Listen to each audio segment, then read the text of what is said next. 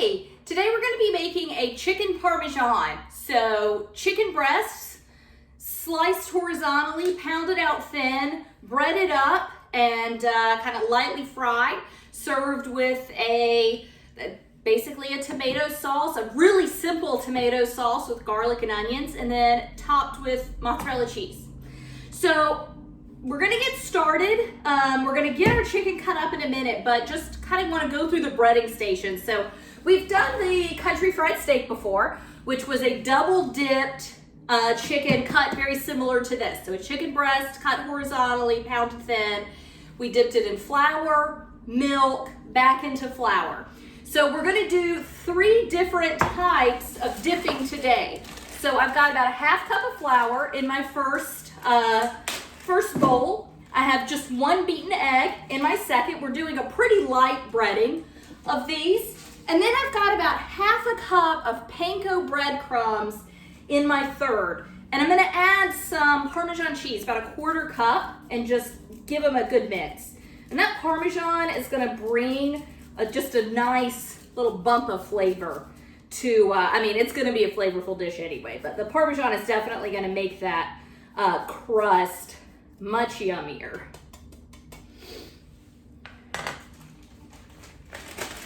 And then just give it a little mix, just with your fingers.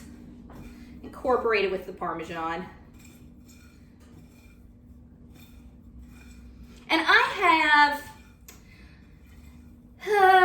3 to 4 tablespoons of olive oil over medium-high heat, just kind of bringing them up to temperature. I'll probably drop that temperature down in a little bit, but this eye's this little heating plate's a little wonky. So, all right, there we go.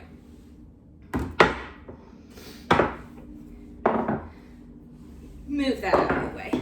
Okay, so I have 2 boneless, skinless chicken breasts in here. They're pretty big chicken breasts. What I'm gonna do, just to kind of clean them up, I'm gonna cut this little bit of overhang off, and I think they both have it. I'm just trying to get a uniform shape with them, and it's mostly fat. So just cut that little overhang off, and then I'm gonna slice into them sideways, kind of open them up like a book.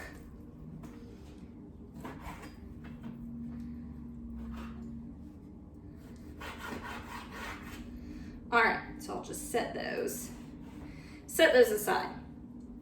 Okay, so I've got the chicken breast. If it's laying this way, I'm gonna slice into it this way. So just very slowly, back and forth. You're trying to make them as even as possible.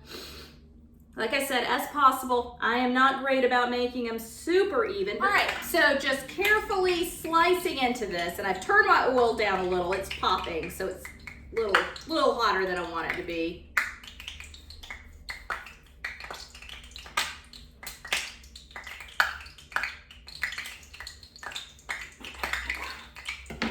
All right, so we have 2 much thinner pieces of chicken now. So I'm just gonna do the same thing with the other one.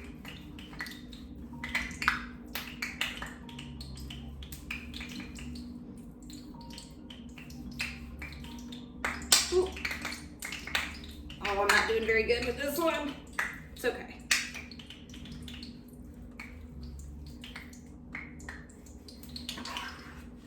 All right, so I didn't do quite as well. That breast was shaped a little different, so I've kind of got a hole in the bottom of this one. It'll be all right. So what I'm gonna do as far as pounding them thin and how I cook them, a lot of times I will cook the 2 bottom pieces together because just generally the way I cut, this isn't something I do that often. So the way I cut is the bottom pieces tend to be a little thinner. In this case, just this second chicken breast that I used was significantly smaller. So I am going to pound these out thin, and I'm gonna cook them at the same time. So, I'm gonna set my knife aside. I'm just gonna cover them with a piece of wax paper. You could use plastic wrap, you could use parchment paper, Ziploc bag. I would steer clear of foil, don't use foil. I'm gonna turn this down just a little.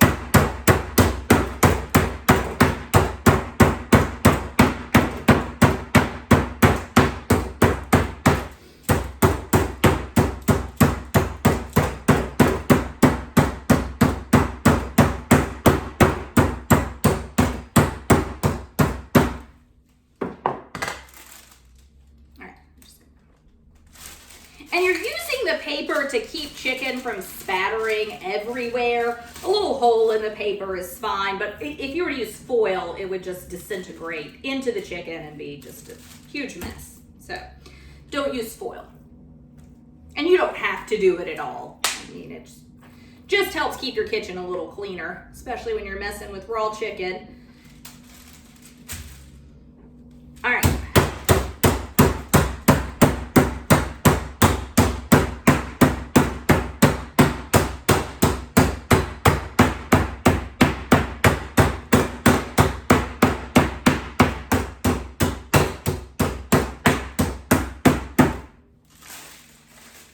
Okay, so you can see this is a significantly thinner piece of chicken than it was, which means it's going to cook more evenly. With boneless, skinless chicken breasts, you know, you have a thicker end and then like the little tail thinner end. I don't work with them that often because it's really hard. Like once the thick part is cooked, the thin part's dried out and undercooked. You know, there's no fat to help add flavor to it. So it's not a cut of meat I work with that often. But this is a great way to use it. Pounding it out thin, making sure it's the same size, and adding a little flavor by breading it up. I've got some recipes where you don't bread it. You don't always have to bread it, but these you do. So I'm gonna wash my hands before I salt and pepper the chicken and just get cleaned up a little bit. So I forgot to do this with my country fried steak. Total brain fart. But you wanna salt and pepper each side of your chicken before you bread it. Which actually makes me realize I didn't salt and pepper my flour or egg wash. This has got the Parmesan. We'll add a little pepper to it.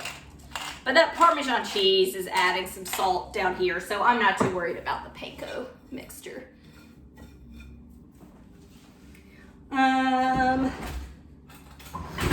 Do want to mix that in though.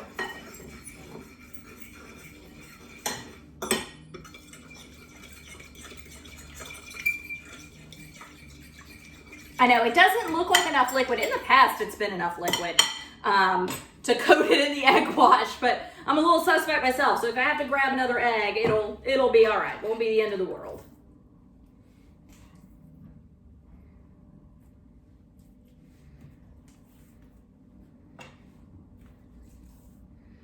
All right, so give those a flip and just salt and pepper the backside.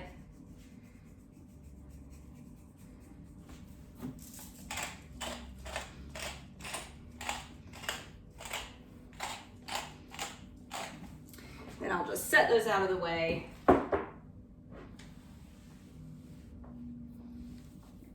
Okay. So we're gonna go flour, egg, panko, and then into the oil. So I will get this turned back on. It's good and hot, as we know. And I'm gonna do the two thinner pieces first. And you do want to get flour everywhere. It's a light coating. You don't need to smush a lot. You don't need to like smush it down into the flour. But you do want to make sure that it is fully coated. Okay, so you can still see pink through here, right? You can still see the chicken. It's not that coated. Because anywhere that doesn't have flour isn't going to get egg wash stuck to it. And anywhere that doesn't get egg wash stuck to it isn't going to have panko stick to it.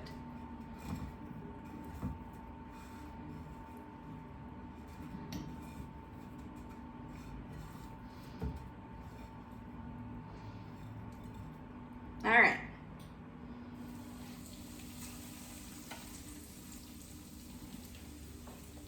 Yeah. Right. Yeah.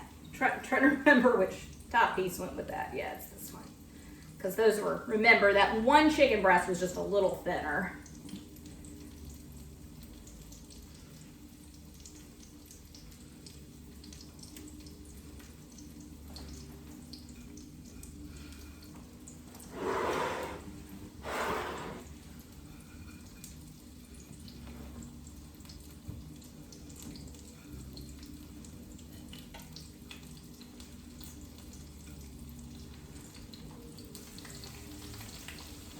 and then I obviously don't have room in my pan, but I am just gonna go ahead and get the rest of this breaded up.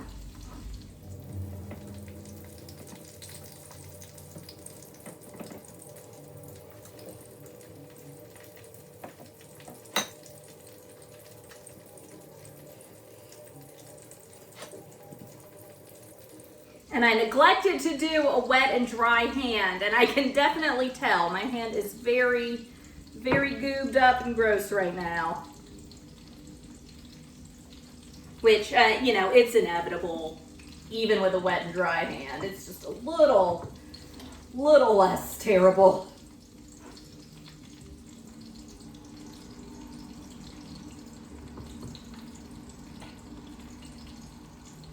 And just give it a little shake, because you're definitely wanting to shake excess off. This isn't deep fried chicken, it's just chicken Parmesan. Oh, really scraping. You might want to do 2 eggs. I don't know why I just was doing 1. There we go.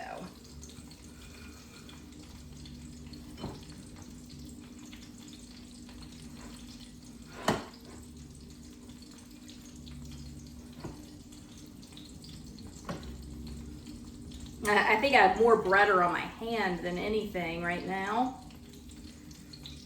There you go. Shake it off. Pat it in the spots that need it. Okay, so I'm gonna get cleaned up while these continue to cook. So it'll take a few minutes, but I'll be back. All right, so I've got my first batch of chicken, breaded chicken, all fried up, and it's just draining on paper towels. I'm gonna get my second batch, I'm gonna give it a flip.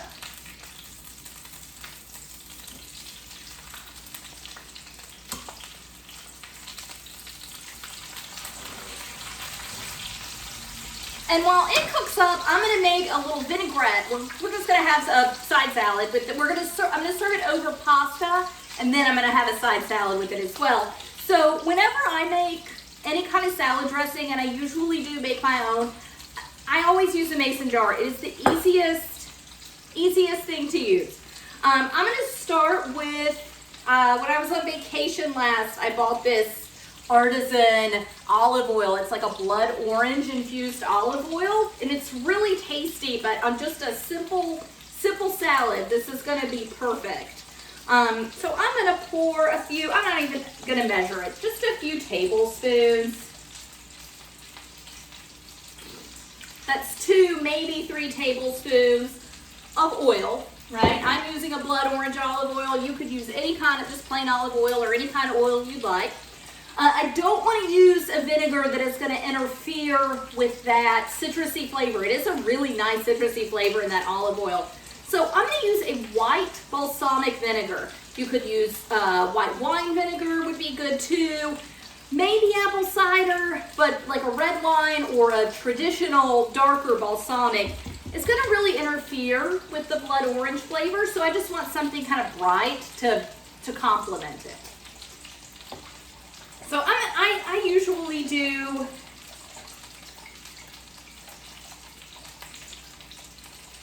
about half and half. Usually err on a little less oil than vinegar. All right, so then I'm just gonna add a little bit of Dijon mustard. And that got about half a teaspoon of Dijon, and then just a tiny little bit of honey, just to add a little sweetness. And both the Dijon and the honey are optional. The Dijon helps emulsify it a little and brings a little extra flavor, but it's fine if you just want to do oil and vinegar. And then of course some salt and pepper. Put the lid on.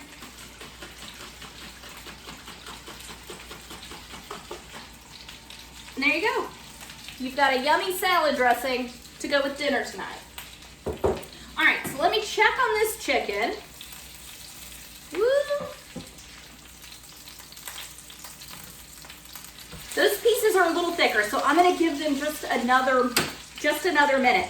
I'm gonna go ahead and start making my tomato sauce to go with this. So I'm just gonna dice up 1 onion.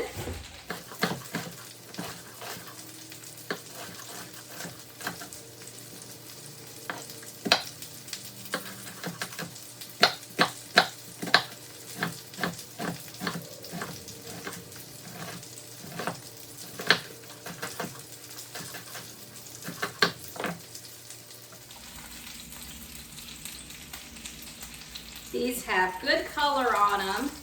Look how beautiful that is. So I'm gonna use the same pan.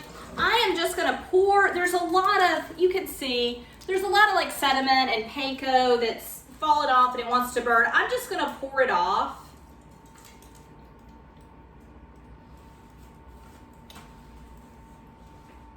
And then I am gonna wipe very carefully, because it's super hot, of course.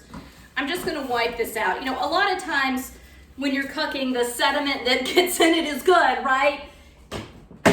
Because it's part of the, you know, the chicken skin and it's adding flavor. When you're frying, it's really just burned bits on the bottom. So just gonna use the same pan, but wipe it out, add a couple tablespoons of olive oil, and I'm gonna get the onion in. And this is just a really, really basic tomato sauce that I'm doing.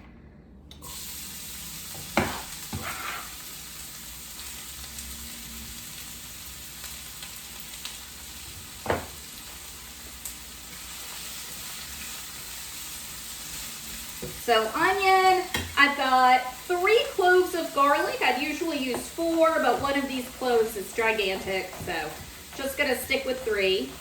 And I believe my recipe, well, I don't believe, I mean I know, that in my recipe I call for anchovy paste.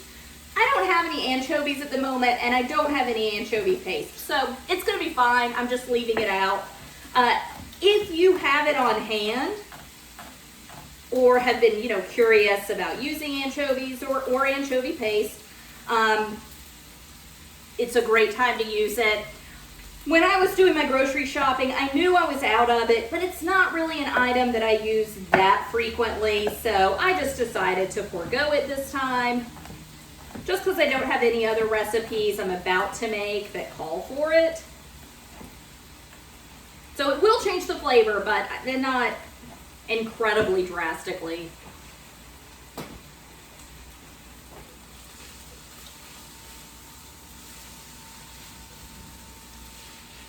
All right, so just want to get my onion coated in the oil, get it cooking down. Set my garlic aside. Don't want to get in there yet. And just like with my chicken cacciatore, if this were summer, I would use basil, but it's March, so I am using parsley instead.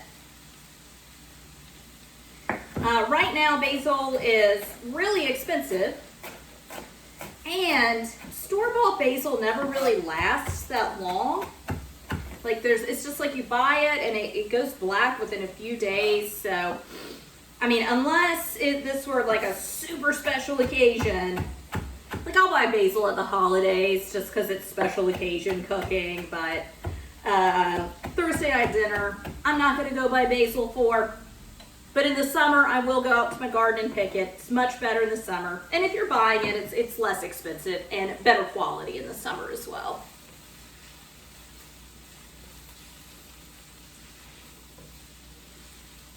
All right, so we are just waiting for this onion to cook down a little bit. And then I'm gonna throw in my garlic and my parsley and then start building in my tomato sauce. All right, so I went ahead, I've cooked my onions through till they are translucent. A few of them are browning a little bit, but I'm not looking for deep caramelization. I went ahead and put my garlic in, added some salt and pepper. I'm just gonna deglaze with about a 1/4 cup of white wine, a dry white wine. I'm using a Chardonnay. So not much. And we're adding tomatoes, so you actually don't even, the wine's purpose isn't really deglazing in an application where you're gonna add some acidic tomatoes in. But the wine's purpose is just adding a little bit of extra flavor into this. Almost there.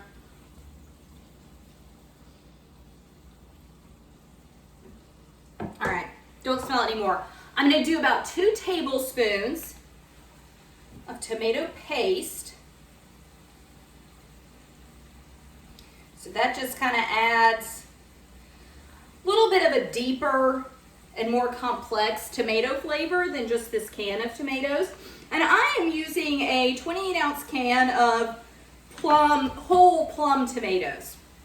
You want to get this mixed in. with your onions. Let your paste cook just a little bit before you put the tomatoes in. You could use crushed tomatoes or diced tomatoes if you wanted it. It's up to you. I don't buy crushed or diced tomatoes. I just buy the whole tomatoes and just cook with them and just crush them up as I cook them. They're usually a little less expensive, but I've always heard that the better quality tomatoes go into this, and then the tomatoes with like bad spots, they cut out the bad spot and dice the rest of it, or crush it up, or whatever. But the application with the whole tomatoes are kind of getting the top quality tomato. I don't honestly know if it's true. I believe I heard it on Ina Garten, on Barefoot Contessa with Ina Garten, of course. So, I tend to think it's true, but I don't know. I don't process tomatoes, so I don't know that for certain. But they definitely are less expensive. Just be careful, because they want to splash. And then we are just going to let this cook down. Not for a long time. I just really want to get the flavors to come together. I want to get these tomatoes to start. In a few minutes, they're going to be warm enough. They'll start breaking up. And we'll just have a nice chunky tomato sauce. What we're going to do with our chicken is I bought some pre-sliced fresh mozzarella. So I'm just going to do two little slices of mozzarella on each piece of chicken. I'm going to take them off of the paper towel, but I will bake them in the oven at 400 for 10-15 minutes, just until the mozzarella is melted and browned on top and where I want it to be. As always, I'm eating this later tonight, so I'm not going to do this. I'm going to go ahead and take these off, actually. I won't be doing any of that until later tonight, but I will definitely show you what it looks like when it's finished. It tastes so good, though, because you've got the crispy, you've got juicy chicken and a nice, really crispy, flavorful layer of your panko, your Parmesan crust. Then you've got your stretchy, gooey mozzarella cheese, and it's all topped off with this nice, rich tomato sauce that we're making. So a lot of different flavors going on. Again, I'm going to serve it over noodles and or over pasta and with a side salad. This is a great dish to make. But that's it. Chicken Parmesan, fairly simple to throw together. A lot of different steps, but none of it is that complicated. But I'm just going to keep cooking this down, and I will bring y'all back when it's all done. Until then, thanks for joining me. Bye.